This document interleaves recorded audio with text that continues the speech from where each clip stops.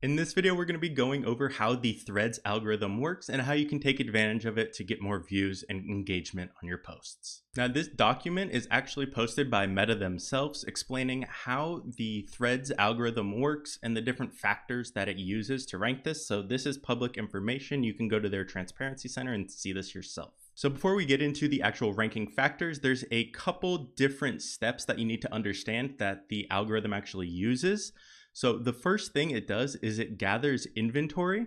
So it takes all of the content available on Threads and content posted by accounts that you follow, and it puts all of those into one bucket. And then it looks at different signals. So the AI system uses different input signals, they call it, about the content to know if it's something that is engaging, something you're interested in, what type of content it is. So it uses all of those different signals to kind of categorize that to know, okay, this content's good, this content isn't. And then the third step is to rank the content. So after it gathers that, it knows the information about the video, what it's about, what other people are engaging with it. Is it getting good conversion rates or click-through rates or just engagement rates in general? Then it will rank that content, and that is how content is displayed to users on Threads. And then it goes into talking about those different signals that it uses to rank that content.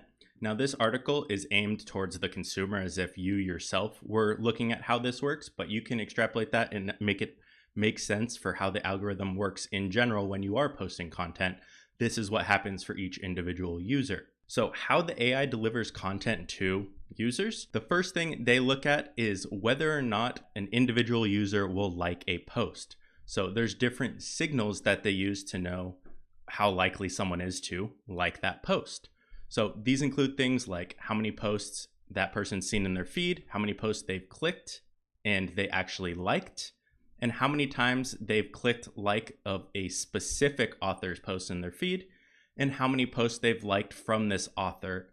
So to make that a lot simpler, it looks at how many posts they click on compared to how many posts they like, and they look at that rate, that percentage, and then they look at how many times they've clicked on that specific author's piece of content, and then how many times they've liked that author's piece of content and look at that percentage. So if that percentage is very high, they're probably a lot more likely to show that content to that individual again.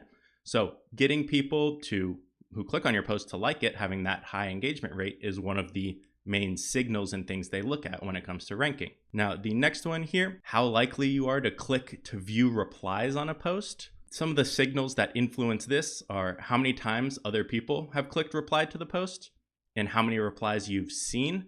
So how long do you spend in the replies section, and how often do you click into that? So again, they're looking at that rate of how often that person goes into the replies and then how long they stay there. And then how many times you've clicked to like the author's posts in your feed, and how long it's been since you were active on Threads. So the more active you are, probably the more likely you are to click into the replies and spend more time there. And then how many times you've clicked to like the author's posts in your feed. So again, how that is performing in your feed if they've already shown you their content. Higher click-through rates obviously going to be more beneficial. So having something to hook them in and then keep them on there will be helpful. Now, the next factor for Threads is how likely you are to follow the author of a post. So some of the things they look at to understand or estimate how likely someone would be to follow you is how many posts that person's seen in their feed, how long it's been since they were active on Threads, which authors you followed recently.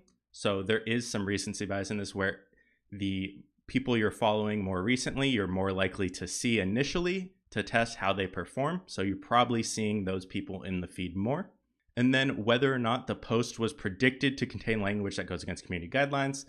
So again, if you don't like that type of content, it's not going to show people that dislike maybe strong language or those kind of things, or just if your content is going against their community guidelines, you're probably not going to be pushed. And then how many times you've viewed the author's profile on Instagram.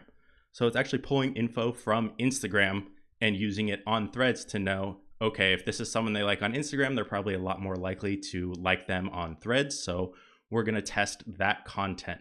So those are the type of things they use to know how likely you are to follow someone through a post. So if you're able to get a decently high follow rate based off of your views on a certain piece of content, that's going to be beneficial to that content getting pushed more. Now, the next factor is how likely you are to click on the profile of a post's author. So there's a couple different signals that influence this, or how they use it to predict it. So the first is how many times the author's profile has been clicked, the profile click rate of the author of the post. So again, how many views are they getting versus how many people are clicking on the profile. So it's that percentage. So again, use that for your own profile. How many people are visiting it? How many people, well, first off, how many people are viewing the content, then how many people are clicking it, and then how many people are following it. So that conversion rate, that click-through rate, is what they're looking at. And then whether or not the post contains language that goes against community guidelines. Again, they're probably not going to be pushing content that goes against their guidelines much compared to other content. How many times you viewed the author's profile on Instagram. Again, same kind of thing. These two are very similar. And then the number of times that people have clicked on the author's profile. Now, these two sound the same. So how many times the author's profile has been clicked, and then the number of times that people have clicked on the author's profile. I'm not sure if this one is talking about Instagram, clicking on their Instagram profile, or if they're talking about maybe how many individual clicks it has versus how many times individual people. So this could be the frequency, so how many times. So one person can click on your profile 10 times versus the unique number of people. So it could either be that or the Instagram one. And the last one, how likely you are to scroll past a post rather than engage with it. Again, directly, seems like click-through rate is one of the biggest things. If you see a post, scroll past it, it's going to be negative for the click-through rate. If you click on it, it's going to be beneficial. So the things they're looking at that predict this are the amount of times that you, a consumer, has viewed a post, how many times you've clicked to like the author's post, and how many times the post has been viewed by others.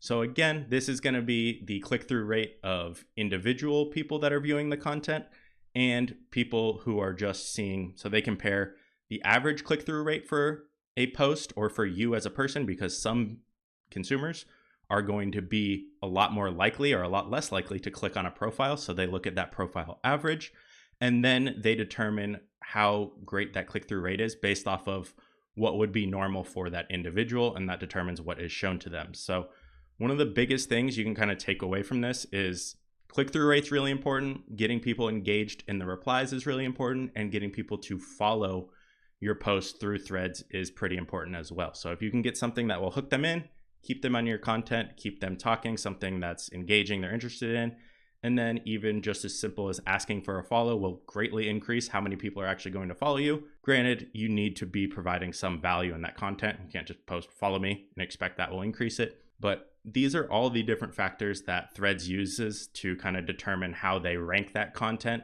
and how content gets pushed. Tired of feeling overwhelmed with marketing your small business? Let our experienced marketing team help your business grow.